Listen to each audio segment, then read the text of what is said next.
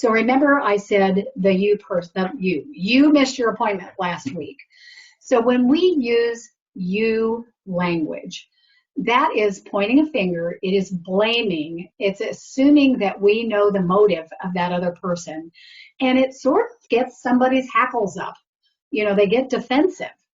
So this is a really hard habit to break because that just rolls off our tongue. You did this, you didn't do this, whatever it is. But when we use I language instead, and you notice how I use the I language in my example with the patient that missed their appointment by a week. Oh, I don't have you on the schedule today. Let's see where that is or what happened.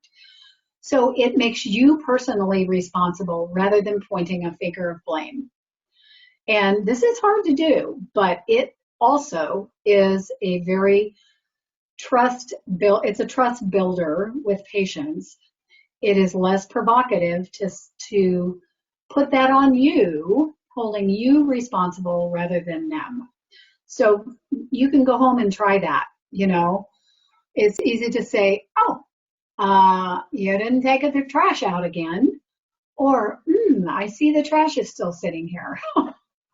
Just a different way to say it. Mood altering language is also, I don't think we use this enough. And, you know, when patients want an appointment today, what is it we usually say? I'm sorry, we have no openings today. So that's pretty negative.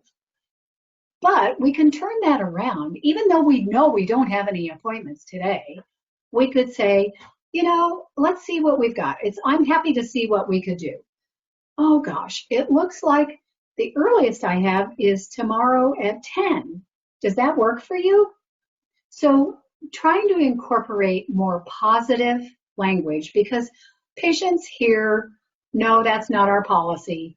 No, we can't do that. No, we don't have an appointment. Whatever it is, they hear no, no, no a lot.